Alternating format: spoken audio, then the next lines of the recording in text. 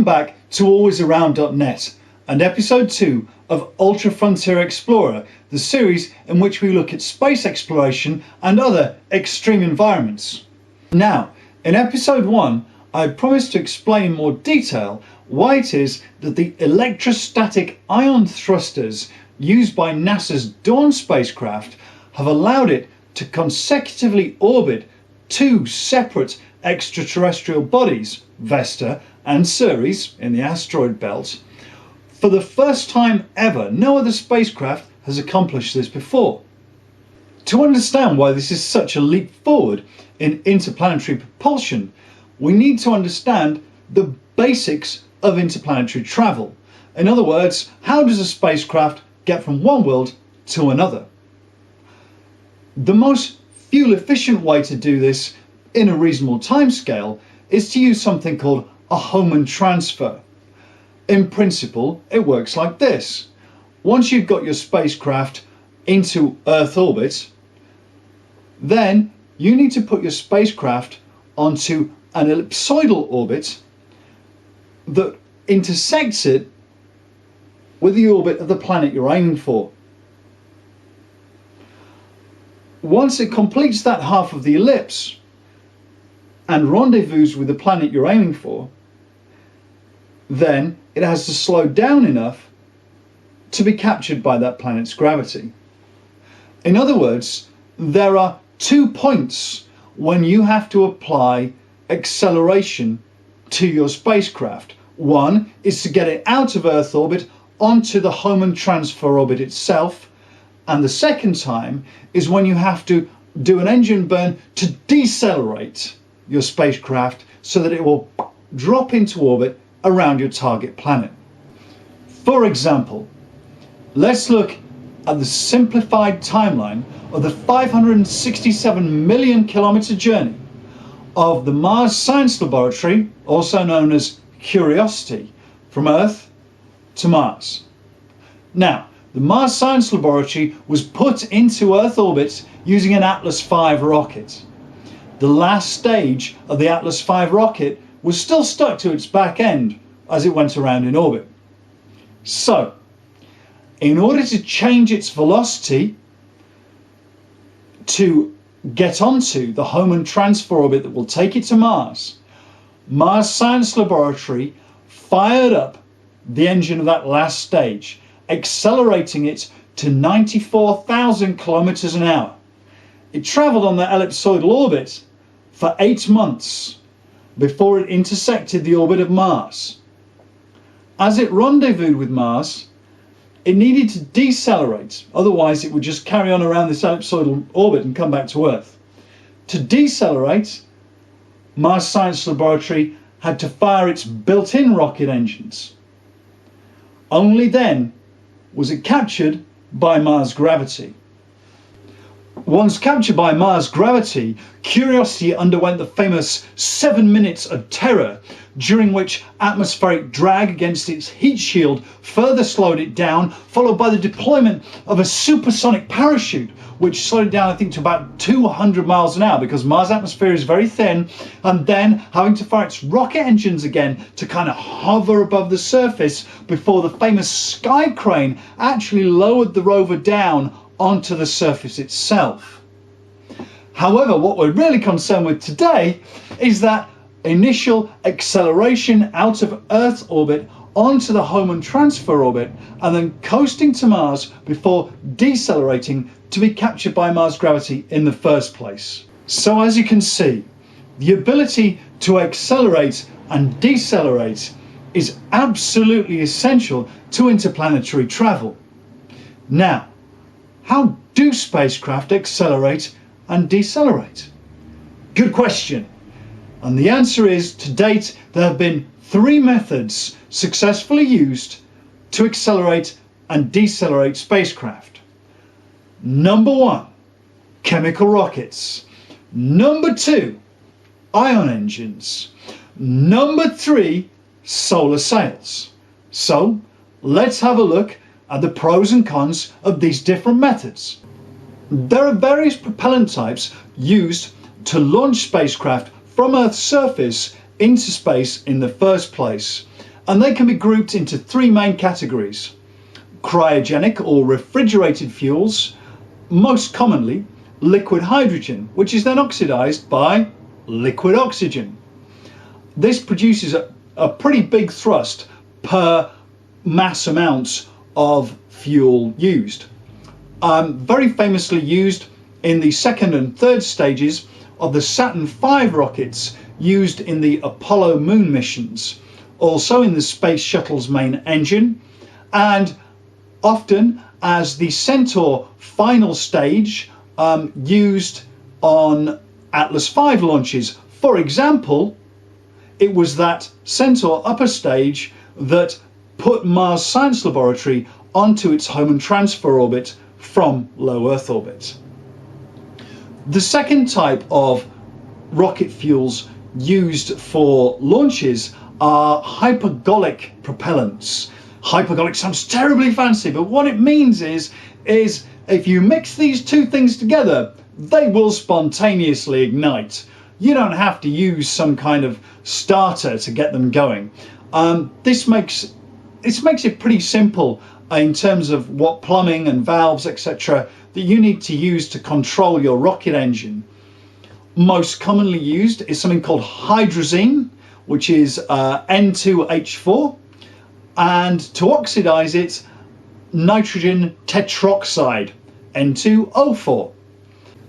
The bipropellant combination of hydrazine and nitrogen tetroxide is used in the upper stages of Delta II rockets and the Ariane 5, which is launched by ESA. Finally, we have solid fuel rockets, which are almost always just employed as boosters for launch.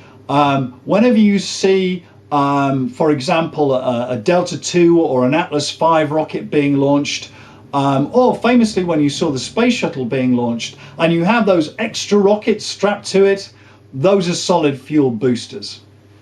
When it comes to the rocket engines that are built into interplanetary spacecraft that we'll need for course corrections or for decelerating so we can be captured by the gravity of our target planet, we need something simple and reliable.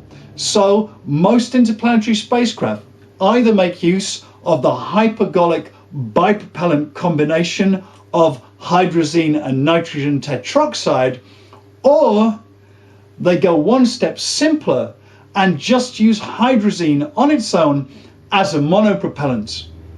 Basically, if you pass hydrazine over an iridium catalyst, it will break down into ammonia, nitrogen, and hydrogen gases. There are three reactions involved in this, and two of these are exothermic, which means they kick out lots of heat. So not only does the breakdown of hydrazine give you a load of expanding gas, but it's hot gas, and that hot expanding gas gives you thrust. Not as much thrust as if you'd used the bipropellant with nitrogen tetroxide, but what you lose in thrust, you gain in reliability. And when you're sending a spacecraft millions or billions of miles away from Earth, reliability is number one. So, hydrazine makes for a simple and reliable rocket system to be used in interplanetary space. And it has been used for this for decades, both as main engines and as maneuvering thrusters. For example, the Viking lander missions to Mars in the 1970s used hydrazine-powered rocket engines to decelerate at the end of their Hohmann Transfer orbit to be captured by Mars gravity. So when it came to developing engines for the Mars Science Laboratory to reach the same target, they were modelled on those same hydrazine engines from the 1970s Viking landers. Obviously, they were improved to provide better thrust, and there was much more sophisticated control systems, but still hydrazine rockets. So, other than simplicity and reliability, what is so great about hydrazine? Well, in terms of specific impulse, it's a fairly efficient fuel, as chemical fuels go. And of course, that leads to the next question, which is, what is specific impulse and why is it so important? Good question. Specific impulse is a measure of fuel efficiency. In other words, it's a measure of the amount of thrust generated per unit of propellant consumed. A good Earthbound analogy for this is the miles per gallon that you get out of your car. The more miles per gallon your car is doing, the more fuel efficient it is, and the further that you can travel on the same amount of fuel. This is very important in space travel because at our current level of technological development, every spacecraft that lifts off Earth must carry all the fuel that it's going to use on its entire mission. Now, the more fuel it carries, the heavier the payload that you have to put into low Earth orbit in the first place. And a heavier payload will need a bigger rocket consuming more fuel to escape Earth's gravity, and that's more expensive. So, if we can get more thrust out of the same weight of fuel over the lifetime of our mission, we get the flexibility of choosing either to launch a smaller payload on a smaller, cheaper rocket and maybe having the budget to do more missions, or we can choose to launch a larger payload on a bigger rocket on a longer distance mission. So now you understand how crucial specific impulse is when you're planning a space mission. You can understand why for decades rocket scientists have been constantly looking for better fuels or better methods that would deliver greater specific impulse, letting them do more with the same or less fuel payloads, leaving more room to put more scientific instrumentation aboard the same rocket, or giving the option to launch with smaller rockets.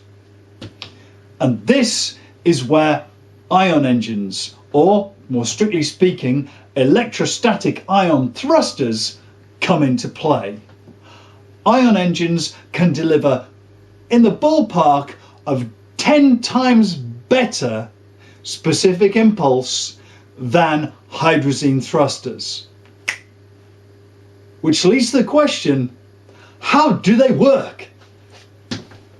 Good question! Well, they use electric and magnetic fields to ionize a propellant gas, normally xenon because it has a high atomic weight. They ionize it into a plasma. Now, a plasma is where you've knocked some electrons off the atoms, turning them into positive ions. At the same time, those electrons ping around freely. The advantage of a plasma in this context is that it conducts electricity. And what this means is that we're able to accelerate those positive ions to very high speeds. As they say in Spaceballs, ludicrous speed. And they do this, well, there's two kinds of electrostatic ion thruster. You have a gridded thruster, which is nice and straightforward. Basically, you have a negatively charged grid at the mouth, the out end of the thruster, and that attracts the ions towards it at very high speeds. And because it's full of holes, the ions carry on past that grid. Or in something called a Hall effect thruster, a magnetic field is basically used to hold a cloud of electrons at the mouth of the thruster, and it's those that attract the ions towards it. Now, one of the problems that ion engines run into is because they're carrying positive charge away from the spacecraft, then you could have a net negative charge building up on the spacecraft, and this could cause you all kinds of problems. However, this is easily overcome because just downstream of each one of your ion engines, you just have another cathode, which is to say another negative electrode that just provides electrons into the thrust that's leaving your spacecraft. So what we have here with our ion engines is a propulsion method that, although it only uses very small amounts of propellant at any given time. Because that propellant is going so very fast, much faster than the propellant that goes out of the back of chemical rockets, and because momentum, which is what we're after, a change in momentum, momentum is mass times velocity, yeah, and velocity is so high in ion thrusters. What this means is that we end up with a high specific impulse in ion engines. Now, of course, at this point, you're probably asking the question, well, why don't we use ion engines on every mission? Well, there's two reasons behind this. First of all, although we have a high specific impulse, that high specific impulse comes at the cost of time. At any given time, the amount of thrust that we're getting out of the ion engines that we currently have available is much less than the thrust that we would get out of a chemical rocket. For example, the thrust from the ion engines currently being used by the Dawn spacecraft have been compared to the weight of a sheet of paper. However, because the specific impulse is so great for the ion engine, that thrust can continue to push for years at a time. Now, it will accelerate from 0 to 60 in 4 days. So every 4 days, you add another 60 miles per hour to the total speed of your spacecraft. And you can see how that would accumulate to make your spacecraft go very quickly indeed. Because ion engines provide their change in speed over a long period of time, this changes the shape of their interplanetary paths. Instead of the simple elliptical Hohmann transfer orbit with accelerations at the beginning and end, spacecraft with ion engines like Dawn tend to follow spiral trajectories, running their ion engines to accelerate or decelerate almost all of the time. The other reason that ion engines are not used in every mission is that in the West at least, they've only relatively recently been adopted. The Soviet Union had been using Hall effect ion thrusters for decades to maintain their satellites in orbit around the Earth. Most satellites suffer some atmospheric drag, which causes their orbit to decay. So you have to have some kind of thrust to keep them up there. And ion engines are great at this because they just need a little bit of thrust all the time. So that works really well for that. It's what we call station keeping. That said, Western space agencies really have begun to make use of the potential of ion engines in a number of missions over the last 20 years. For example, ESA's GOCE mission launched in 2009 to map the deep structure of the Earth by examining gravitational anomalies from very low Earth orbit, made use of an electric ion propulsion which ejected xenon at 40 kilometers per second. I told you it was ludicrous speed. Earlier, NASA's Deep Space One mission, launched in 1998, conducted a flyby of the asteroid 9969 Braille, and later did a flyby of the comet Borrelly. Now, Deep Space One used the N-Star electrostatic ion thruster, which was 10 times better than chemical rockets and saved half of the payload weight on the mission. It is this model of gridded ion thruster that is used on the Dawn spacecraft. The Japanese space agency JAXA's 2003 Hayabusa mission to the asteroid Itokawa successfully returned samples from the asteroid's surface itself, which was the very first time that a spacecraft had been designed from scratch to make contact with an asteroid's surface, and that was propelled by 4 xenon ion engines. In the same year, ESA's Smart 1 mission used a Hall effect thruster, which is the other type of ion engine, to get from Earth orbit to lunar orbit, where it studied the surface of our moon before being deliberately crashed into it so that Earth telescopes could see what would be thrown up in the ejector from the impact. And of course, most famously and spectacularly, we have NASA's Dawn mission, as discussed in episode 1 of Ultra Frontier Explorer, which of course you have already watched. So you know that Dawn is the very first spacecraft to have visited 2 separate celestial bodies and orbited them.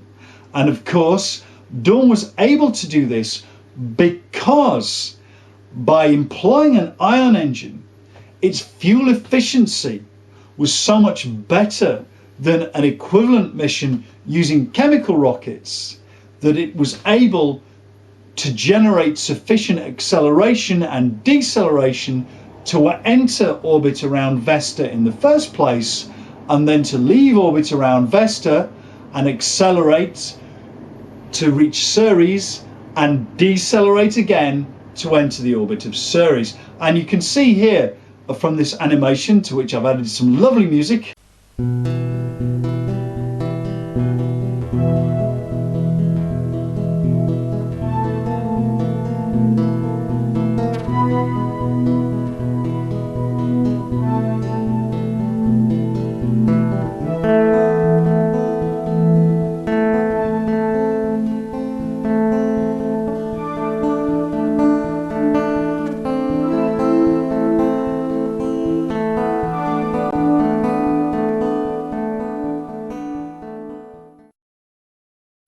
you can see the deceleration maneuver that Dawn had to employ to be captured by Ceres gravity and descend into orbit. And hopefully the video gives you some idea of how slow this maneuver had to be, because with an ion engine we have that small, steady thrust that we can keep on burning day in, day out for weeks or months.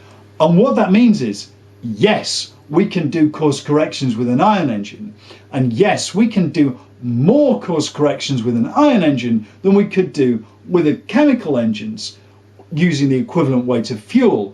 But it means that each course correction is done much more slowly. It has to be done more slowly than with a chemical engine, because ion engines only provide a very small thrust in the range of 1/10 of a Newton, so their acceleration is very slow.